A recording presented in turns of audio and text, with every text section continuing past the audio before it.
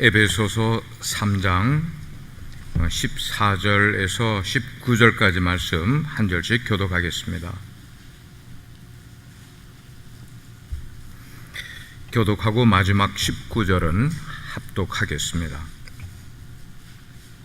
14절 이러므로 내가 하늘과 땅에 있는 각 족속에게 이름을 주신 아버지 앞에 무릎을 꿇고 비노니 그의 영광의 풍성함을 따라 그의 성령으로 말미암아 너희 속 사람을 능력으로 강건하게 하옵시며 믿음으로 말미암아 그리스도께서 너희 마음에 계시게 하시옵고 너희가 사랑 가운데서 뿌리가 박히고 터가 굳어져서 능히 모든 성도와 함께 지식에 넘치는 그리스도의 사랑을 알고 그 너비와 길이와 높이가 깊이가 어떠함을 깨달아 하나님의 모든 충만하신 것으로 너희에게 충만하게 하시기를 구하노라. 아멘. 착석하시겠습니다. 여러분이 뉴스를 통해서 보신 분도 계시겠지만 요즘 전 세계적으로 싱크홀이라고 땅의 지반이 무너져 꺼져내리는 그런 모습이 있어요. 살고 있던 그런 집이 조금 이따가 보여주셔도 되겠습니다. 살고 있던 집이 그냥 꺼져 내리고 집 앞에 도로가 그대로 땅에 함몰되고 자동차도 빠지고 이렇게 피해가 굉장히 큽니다. 무시무시한 그런 장면입니다. 왜 이런 싱크홀이 생기는가? 한번 우리 사진을 한번 먼저 보도록 하겠습니다.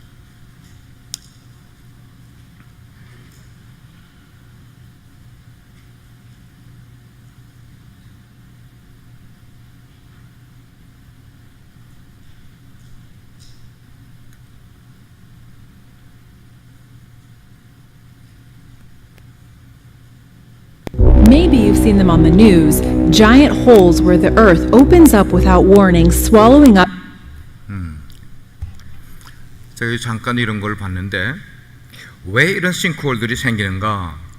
그것은 가뭄이 심하게 될 때 땅 속에 있는 지하수를 너무 과하게 많이 뽑아 사용을 한다든지 공장지대에 어떤 그 공장에서 필요한 그런 물을 너무 많이 이렇게 뽑아 올려 사용을 한다든지 그러면 그 땅 속에 있는 물을 다 뽑아내고 나니까 거기에 큰 구멍이 공간이 생기게 되는 거예요. 근데 그 지면 위에 있는 그 내용들이 이게 힘이 약해지게 되면은 그 지면 위에 뭐가 많이 있게 되면은 그걸 감당해내지 못하고 그냥 지표가 땅으로 확 가라앉는 거예요. 이게 어떤 때는 약할 때는 5m, 10m이지만 어떤 때는 30m, 40m까지 다 빠져내려서 자동차도 집채도 그리고 잔디밭도 한꺼번에 다 꺼져내려 버리는 그런 모습을 우리는 보게 돼요.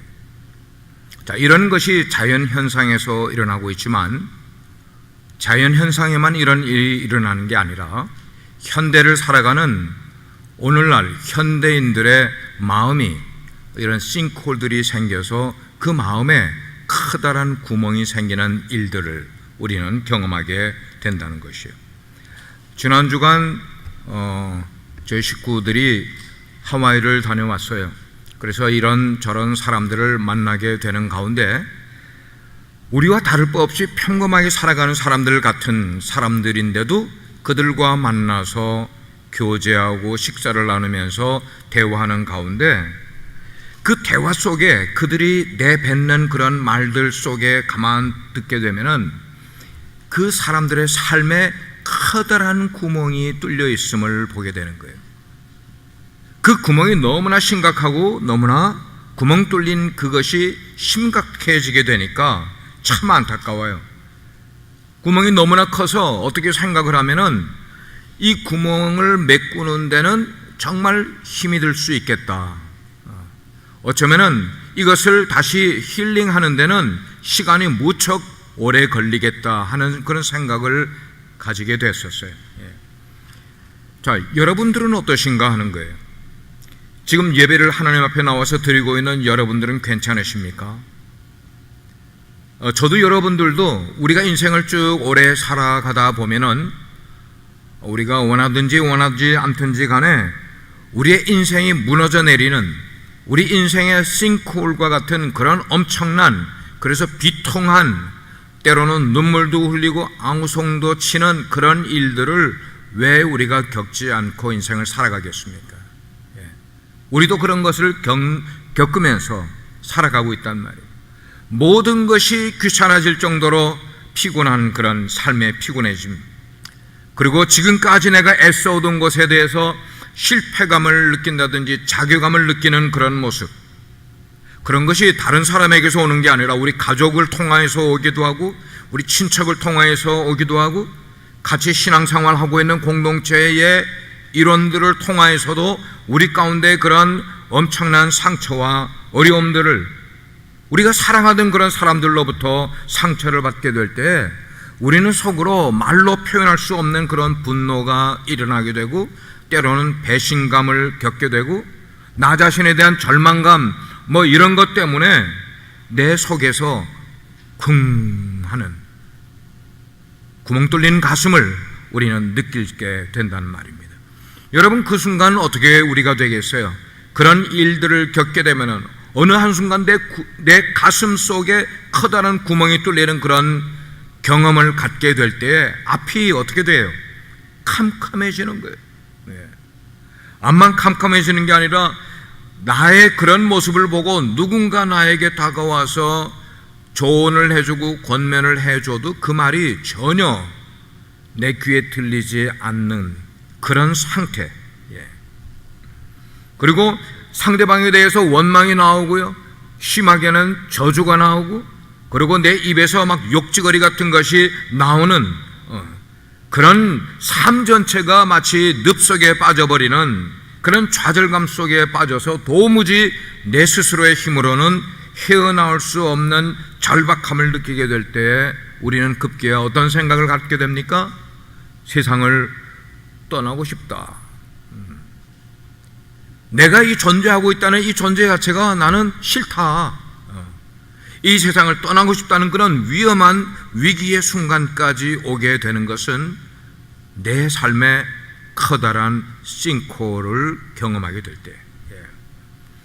여러분, 우리의 인간 세계는 커다랗게 두 개의 세계를 우리는 가지고 있어요. 눈에 보이는 외부의 세계가 있는 반면에 우리 눈에는 보이지 않는 내면의 세계, private world를 우리는 살아가고 있어요. 만약에 외적인 세계에 문제가 생기게 되면, 육체에 문제가 생긴다든지 관계에 문제가 생긴다든지 가정의 살림이나 사업이나 이런 것에 문제가 생기게 되면은 그것은 어떤 물리적인 힘이나 물리적인 능력을 가지고 처방을 내릴 수가 있어요. 그렇지만 우리의 내면 세계에 위기가 생기게 되면은 우리는 혼란에 빠져버리는 거예요. 내 삶의 생존 자체가 어려워지는 그런 마음이, 힘이 약해지는 그런 경우를 겪게 되는 거예요. 그래서 생각이 드는 게 뭔가 하면, 내가 인생을 헛살았구나. 내가 50년이라는 인생을 살아왔지만 이 세월이 정말 헛살았구나. 내가 그렇게 노력을 해서 학위를 얻으려고 밤잠을 자지 않고 공부를 해서 학위를 얻었는데, 내가 사람들에게 좀 인정을 받기 위해서 내가 최선의 노력을 기울이면서 사회적인 지위도 좀 얻고 명예도 좀 얻고 경력도 쌓고, 그런 것을 얻기 위해서 딴 사람들이 잠잘 때 나는 잠자지도 않고 대인관계를 깊이 하면서까지 우리 가정, 우리 식구들을 위하여 시간을 충분히 내지도 못하면서 뭘 하기 위해서요? 내가 목표로 한 것, 그것을 얻기 위해서 그렇게 애를 써왔고, 내가 좀 돈을 벌기 위해서 제대로 쉬지도 않고 밤낮으로 기계처럼 열심히 일을 하고 살아왔고, 내 건강 관리를 위해서 피트니스 센터에 다니면서 내 건강에 그걸 위해서 정말 운동도 많이 해왔는데, 그렇게 외면적으로는 내 인생을 만들어 가려고 수고하고 애를 써왔는데, 그런데 내 내면의 세계를 보게 되니까 내려앉기 직전까지 이르게 된 모습을 보면서 내가 노력한 인생의 모든 것들이 다 헛되구나 하는 생각을 갖게 되는 모습. 어떻습니까? 사람이 외적인 성공을 누린다 할지라도 이 내면이 건강하지 못하면, 내면에 상처가 있고 내면의 어떤 질병을 가지고 인생을 살아가게 되면은 겉으로 얻었다고 생각하는 그 모든 화려하고 사치스럽고 좋은 것들이 무용지물이 될 수 있다는 거예요. 뭐가 없으면요, 내면 세계가 건강하지 않으면요. 그렇지만 반면에 내 내면이 상처가 있던 그 상처들이 치유를 받고 그리고 건강한 내면을 가지고 있게 되면은 외부적으로는 사람들에게 뭐 크게 자랑할 것 없고 크게 뭐 쌓아놓고 소유하고 살아가는 것 아니라 할지라도 그 사람은 내면이 건강한 것 때문에 행복한 삶을 살아갈 수 있게 되는 거예요. 그래서 성경은 말씀하기를 무릇 지킬 만한 것보다 네 마음을 지키라. 생명의 근원이 바로 거기서 난다고 이야기를 말씀을 해주고 있는 거예요. 그러면 여러분, 우리의 내면에 왜 이런 싱크홀과 같은, 왜 이런 문제가 크게 생기는 걸까? 외면 세계는 눈에 보이기 때문에 시간이 지나면서 이것이 쌓여가기도 하고 점점 더 어떤 것이 늘어갈 수도 있는 거예요. 내 일하는 것도 시간이 지나면 내 직장의 직급이 이렇게 올라갈 수도 있는 거예요. 내가 오락을 좋아하게 되면 그 오락 좋아하는 거, 스포츠 좋아하는 거 점점 더 즐겁게 만들어갈 수도 있게 되는 거예요.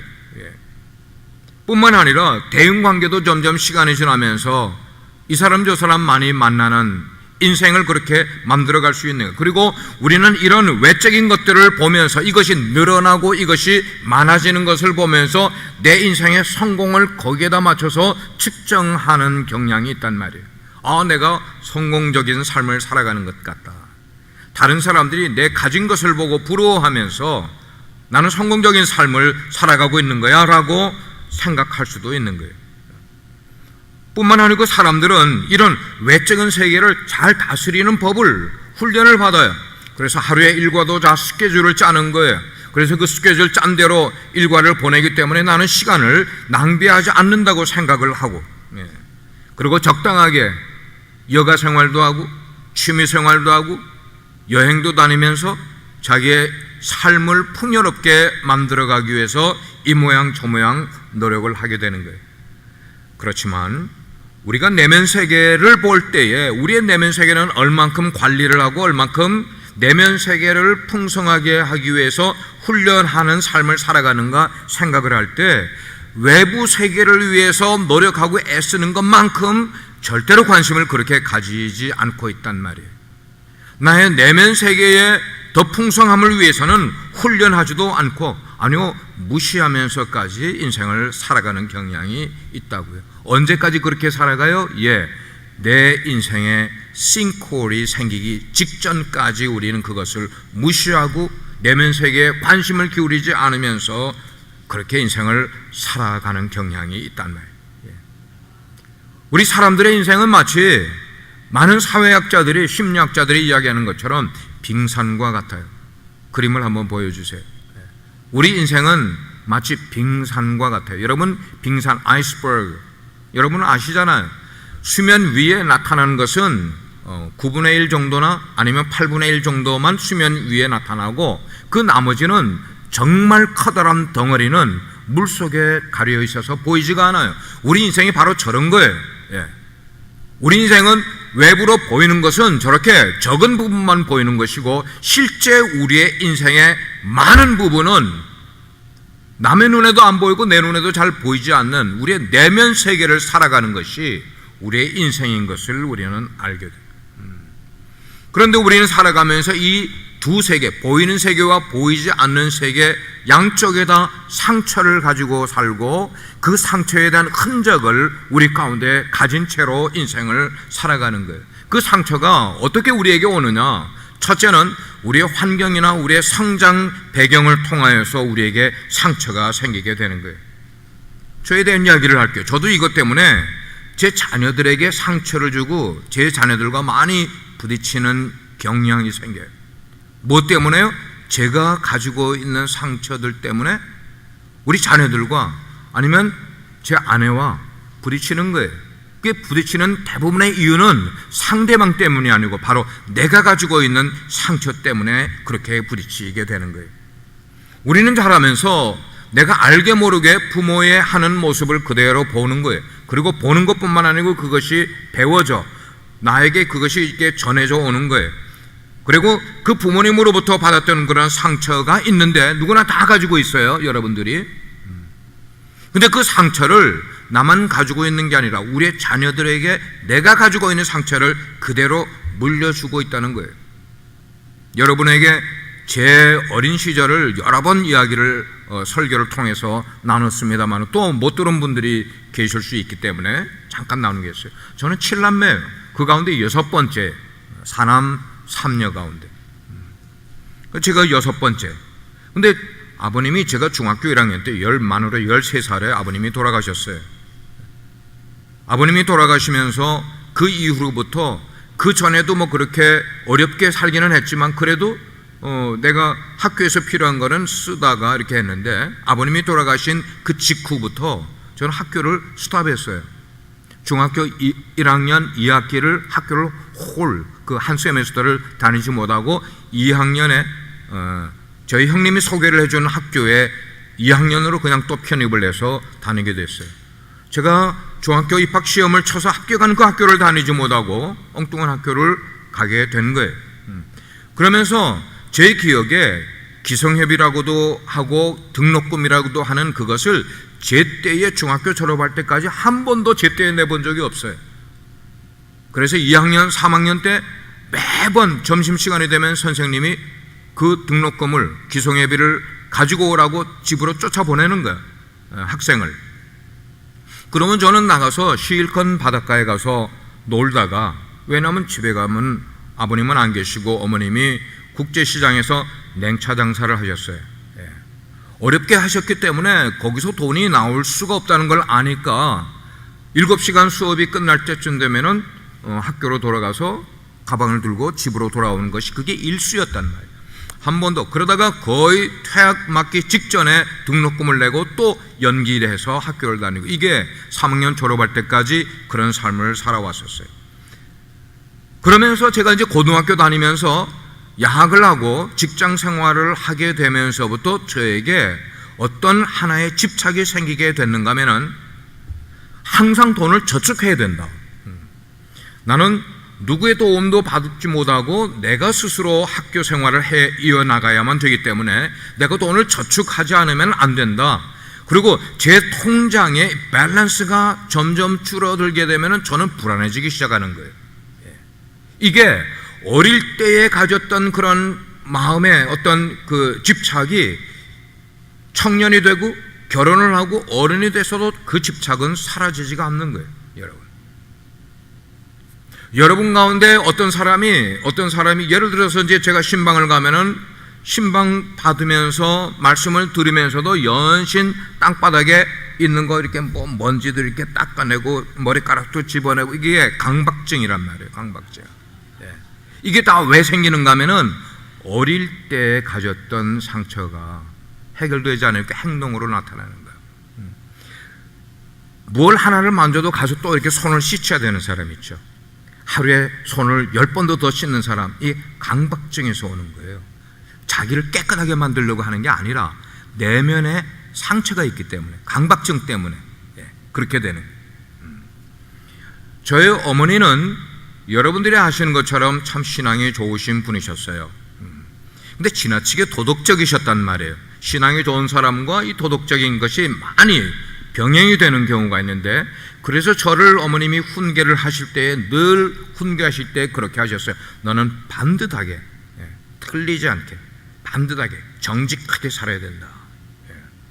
그러면서 남에게 도와줄지언정 너는 얻으며 살면은 안 된다는 것을 어릴 때부터 제 어린 마음에 이게 그냥 이렇게 쇠뇌하듯이 어머님이 저를 그렇게 교육을 하셨어요. 그러니까 어릴 때에 그 어머님으로부터 그런 것을 쭉 받고 하는 것이, 제가 성인이 되어서도 어떤 것이 반듯하지 못하면 저는 배기질을 못하는 거예요. 여러분들이 저를 이렇게 보시게 될 때에 목회자이긴 하지만 목사님은 지나치게 반듯하게 하는 이런 느낌을 가지시는 분 계시겠죠. 근데 제가 자라오면서 가진 행동, 습관이 되어버린 거지, 저의 이렇게 삶이 된 거지, 제가 목회자이기 때문에 일부러 여러분들에게 외식하고 일부러 잘 보이려고 반듯하게 노력하는 거 아니에요. 저는 걸음을 걸어도 삐딱하게 걷지 않고 똑바로 걸어야 돼요. 왜? 어머님이 그런 걸 다 고쳐줬기 때문에, 그렇게 살아왔기 때문에 그런 말이에요. 제가 아이를 키우면서도 우리 자녀들이 어릴 때 이렇게 자라면서 훈계를 참 많이 했는데, 훈계를 할 때도 똑바로 세워놓고, 똑바로, 조금이라도 자세가 흐트러지면 안 돼. 발도 똑바로 이렇게 세워야 되고, 그리고 저하고 눈을 똑바로 쳐다봐도 안 되고, 어떻게 똑바로 눈을 쳐다보냐 말이야. 이런 식으로 해서 자녀들을 하게 되니까 아이들이 이게 반항적이 되는 거예요. 반항적이 돼요. 그러니까 여러분들이 자녀를 훈계를 하게 할 때에도 좀 자유를 주면서 훈계를 하는 것이 굉장히 필요하다는 거예요. 저의 약점들이나 저의 부족한 점을 그대로 다 이야기하는 이유는 여러분들은 그렇게 하시면 안 된다는 그런 마음이에요. 제 마음 가운데 엄한 규율을 제가 가지고 있으니까 안 되는 일이 너무 많은 거예요. 제가 세워놓은 규율대로만 모든 것을 해야 되니까 저도 피곤하고 주위에 있는 사람들도 피곤하고, 이 설교를 듣는 성도님들 가운데 목사님 참 피곤했어요, 이렇게 할 분이 계실지 모르겠지만, 아니요, 여러분들 대할 때는 제가 그래도 피곤하지 않게 대하려고 노력을 많이 했어요. 제가 정해놓은 규율을 지키지 못하면은 제가 불안해지는 거예요. 그래서 결혼한 후에 몇 년 동안은 제 아내에게 본의 아니게 상처를 참 많이 준 것 같아요. 근데 저는 상처를 준 줄 몰라요. 모르겠어요. 근데 자기가 상처를 받았다니까, 상처를 준 모양이구나 제가 생각을 하는 거예요. 근데 저는 모르겠더라고요. 하나님께서 우리 인생 각자에게 삶의 자유를 주셨어요. 하나님은 우리에게 자유를 주세요. 그런데 하나님이 내 삶에 주신 자유를 누리기는커녕 늘 마음이 힘든 거예요. 이런 삶을 제가 언제까지 살았겠냐고요?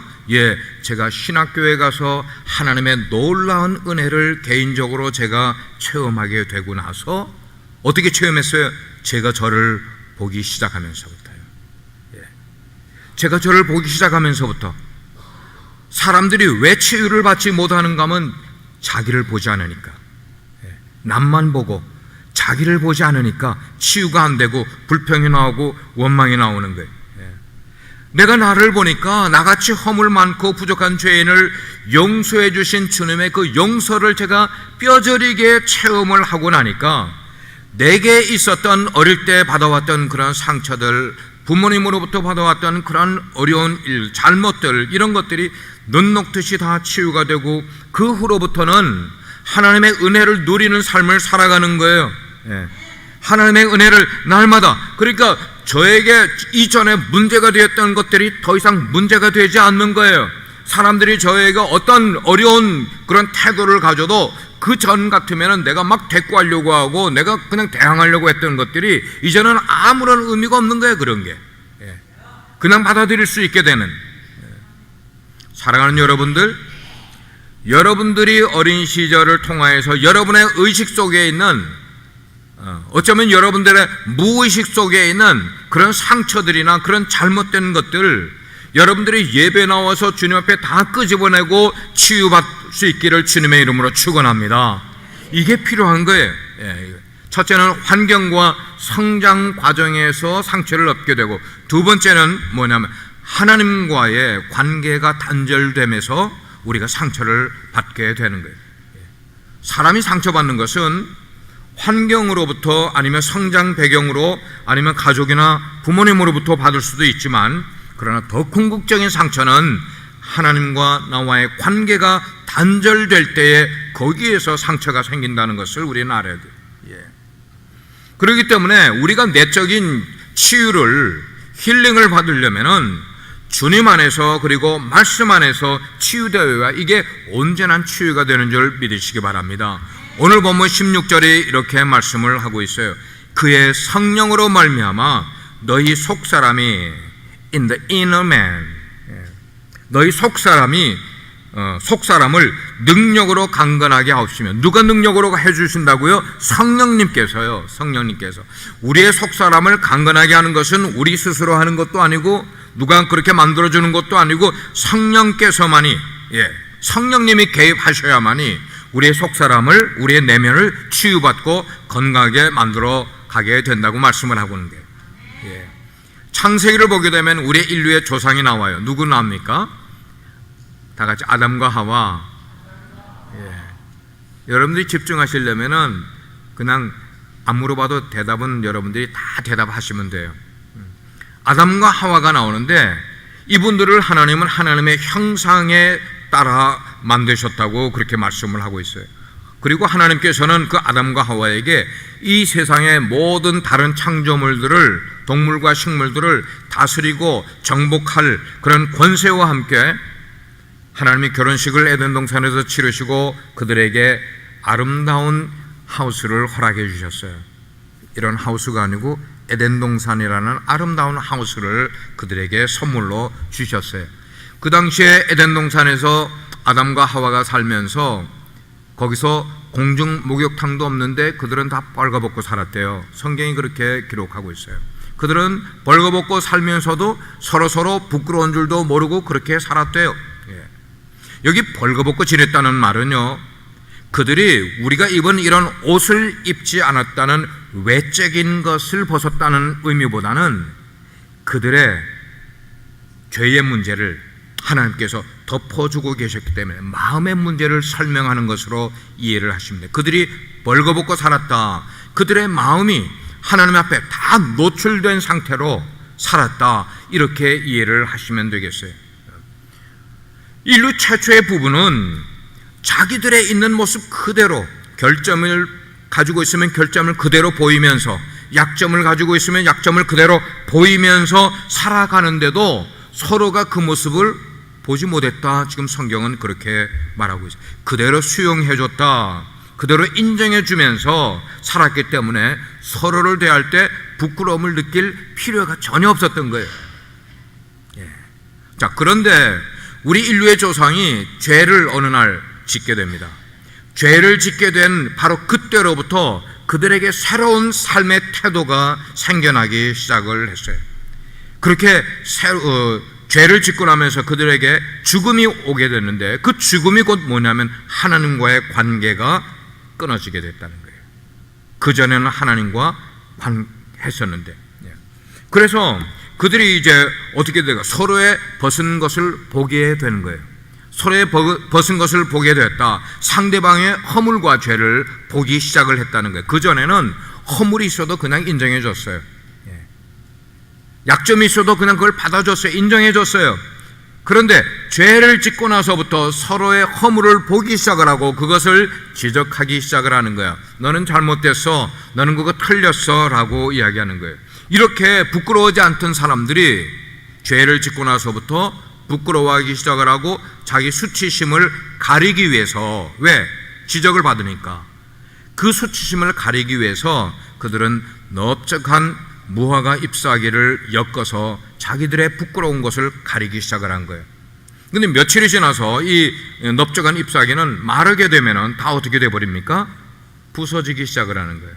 그러면 또 무화과 잎사귀를 해입고 그래서 패션이 그때부터 생기게 된 거예요. 제가 좀 우습게 조크를 한번 해볼게요. 목욕탕에 불이 나면 사람들이 뛰어나올 때 어디를 가릴까? 어떻게 하세요? 안 해봐놓고. 해본 것처럼 이야기하시네. 왜냐하면 분명히 우리가 부끄러운 것을 가려야 되는데 부끄러운 것을 가리지 않고 얼굴, 눈을 가린다고요. 여러분 그게 왜 그런가요? 왜 그런가? 실제로 부끄러운 것은 딴 데인데 근데 눈을 가리게 되는 거예요. 이걸 일컬어서 눈 감고 아웅이라고 그러는 거예요. 눈 감고 아웅. 많이 그래요. 부끄럽다고 느끼는 것은 사실 우리의 벗은 몸 때문이 아니라 죄의 수치를 느끼는 마음이 부끄럽다는 거예요. 내 마음이 사람들이 보지 않기를 원해. 눈. 그러면서 손가락 사이로 다 보죠. 그러는 거예요. 아담과 하와가 내면에 양심에 아무 문제가 없을 때는 하나님과 함께 에덴 동산을 거닐면서도 전혀 두려워하지도 않고 부끄러워하지 않았던 아담인데, 그런데 죄를 짓고 나서 부끄러움을 느끼기 시작을 하면서 수치를 알고 나면서부터 하나님의 얼굴빛을 피하여 나무 뒤에 숨었다고 성경은 말하고 있어요. 왜 숨어요? 부끄러우니까. 수치, 자기의 죄를, 자기를 숨기기 시작을 하는 거예요. 자신을 회피하기 시작을 하고 도피하려고 그러고, 그리고 가리우는 일들이 그들의 삶 가운데 들어오기 시작을 하는 거예요. 우리가 어린아이들을 키우다 보면은 어릴 때는 이 아이들이 천진난만하니까 가리는 게 없어요. 부모 앞에서 이렇게 숨기는 게 없어요. 그러나 나이가 점점 들어가면서 인간의 죄의식이 점점 깨달아지기 시작하면서부터 아이들은 부모님 앞에 무언가를 자꾸만 숨기려고 그래요. 자꾸만 숨기려고 그래요. 이런 것을 방어기제라는 단어를 써요. 디펜스 메커니즘이라고. 근데 우리 그리스도인들에게, 우리 크리스찬들이 가장 이 방어기제를 많이 쓰는 게 뭔가 하면 억압이라는 거예요. 억압. 그래서 뭔가를 꼭꼭 자꾸만 이렇게 참는 거야. 꾹꾹 참고 내면에 그냥 가지고 있는 채로 그냥 평생 사는 거야. 그냥 내가 털어내놓지도 못하고. 작은 옷가게를 경영을 하는 한 여성도님이 계셨어요. 그런데 이분이 목사님을 찾아와서 자기 목구멍까지 차오르는 그런 울분을 막 터트려내는 거예요. 터트려내면서 뭐라고 하는가? 차라리 내가 하나님을 믿지 않았으면 좋았겠어요. 차라리 내가 하나님을 믿지 않았으면은 내 하고 싶은 대로 이럴 때 하고 그냥 술도 마시고 마음껏 내가 막 그렇게 살 텐데 하나님을 믿으니까 그럴 수도 없고, 그러면서 풀어내는 거예요. 그런데 이 자매님은 주일날 되면은 교회에 와서 베이비시터를 너무나 잘 하는 걸로 소문이나 사람들에게 칭찬이 자자한 그런 자매님이에요. 그런데 이 자매님의 속에는 그런 구멍이 있는 거예요. 그런 상처가 있는 거예요. 이 자매님의 남편의 성은 백시고 이름은 수야. 백수예요, 백수. 아무것도 생활력이 없어서 하지도 못하고, 그러니까 이 자매님이 어쩔 수 없이 조그만 옷가게라도 경영을 하면서 근근히 생활을 꾸려가는 그런, 가정 경제가 어려우니까 기도는 계속하지만 딱 해결책이 나오지가 않는 거예요. 이렇게 경제적인 압박에 놓여서 정말 힘이 드는데 눈에 보이는 남편은 하나님이나 열심히 믿고 신앙생활이나 열심히 하면 좋겠는데 정말 신앙생활도 제대로 하지 않고, 그러니까 그런 남편이 너무너무 마음 가운데 어떻게 보일까요? 어떻게 보일까? 미워요? 남편에 대한 미움이 가득 찬 거야. 가득 찬 거야. 남편에 대한 미움과 그런 분이 가득 차 있는 상태로 주일 아침 교회에 나왔는데, 그날따라 목사님 설교는 못난 남편이라도 참고 인내해주고 받아주세요라고 설교를 하니까 이 자매가 내가 여기서 더 이상 어떻게 참으란 말이에요. 내가 어떻게 참으란 말이에요. 내가 참는데도 한계가 있지 말이에요. 그렇게 하면서 버락버락 소리를 지르는 거예요. 여러분, 지금 이 자매님의 이런 모습이 어디에서부터 나오는 거예요? 외부에서 나오는 거예요? 내면에서 나오는 거예요? 그 여성도님의 내면에서 나오는 거예요. 마음속에서 나오는 거예요. 내면 속에 꽁꽁 묻어두었던 이 억압된 감정이 그대로 터져 나오고 있는 그런 모습이에요.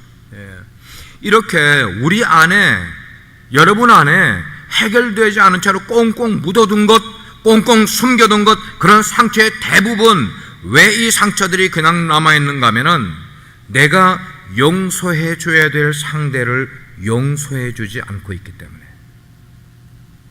내 상처가 남아있는 것은 내가 용서해 줘야 될 대상을 용서해 주지 않고 있을 때 내 상처가 해결되지 않는 거예요. 그냥 남아있는 거예요. 예. 물론 내 가슴을 아프게 만들고 내게 큰 상처를 준 사람을 용서해 주는 것이 쉬워요, 어려워요? 예. 어려운 일이죠. 물론 어려운 일이에요. 예. 그거는 누가 해결해 주셔야 되는가 하면 우리에게 벌거벗은 우리에게 가죽 옷을 지어 입혀주시기 위해서 예수 그리스도께서 십자가에 달려 죽으심으로 우리의 부끄러움을 덮어주시고 나의 수치스러움을 치유해 주시기 때문에 진정한 주님으로부터의 용서를 경험한 사람만이, 내가 용서받은 것을 경험한 사람만이 다른 사람도 용서해 줄 수 있는 그런 마음이 생기게 되는 거예요.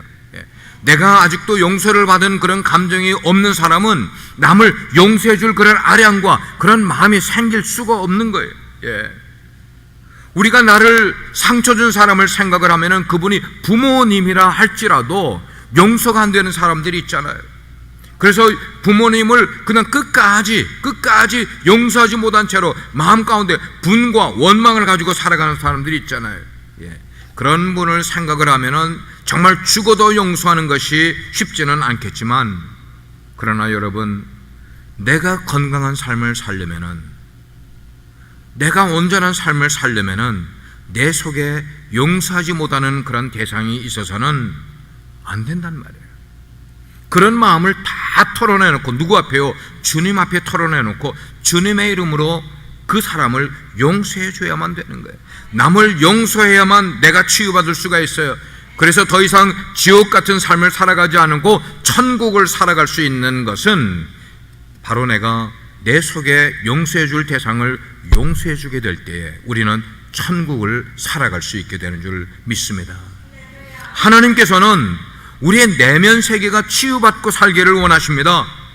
구원이란 뭐예요? 다른 말로 표현하면 그건 치유예요. 우리 그리스도인은 어떤 사람이냐? 상처를 치유받은 사람이 그리스도인인 줄 믿으시기를 바랍니다. 우리가 예수 그리스도를 만남으로 우리 내면의 상처들이 노출되게 될 때에 예수님께서 우리를 용서해 주시는 거예요. 치유해 주시는 거예요. 오늘의 말씀을 종합하겠습니다. 사랑하는 성도 여러분, 당신의 내면이 건강해지기를 원하십니까? 그러시다면 먼저 여러분 속에 있는 문제를 바라보시기를 바랍니다. 그 문제를 여러분들이 그냥 그냥 꼭꼭 숨겨둔 채로만 갖지 마시고 그것들을 치유받기 위해서 주님 앞에 내려놓으시길 바랍니다. 내려놓으시길 바랍니다. 내가 자유된 부분만큼, 내가 치유된 부분만큼만 우리가 다른 사람을 대할 때 자유롭게 대할 수가 있게 되는 거예요. 내가 치유되지 못한 사람은 남을 대할 때 자유롭게 대할 수가 없어요. 여러분의 심령 속에 있는 어떤 질병이나 어떤 상처라 할지라도 그 모든 것들을 예수 그리스도 앞에 내려놓으시길 바랍니다. 내가 죄인의 모습이면 죄인 그 모습 그대로를 주님 앞에 내려놓으시길 바랍니다. 그래서 이 시간 주의 성령이 말씀에 순종을 하고 말씀을 듣고 따르려고 하는 바로 그런 사람들 속에 있는 질병과 치료를 상처를 다 치유해 주심으로 여러분들이 대수술을 받으시고 내면이 건강한 삶을 살아가시기를 주의 이름으로 축원합니다. 기도하십시다.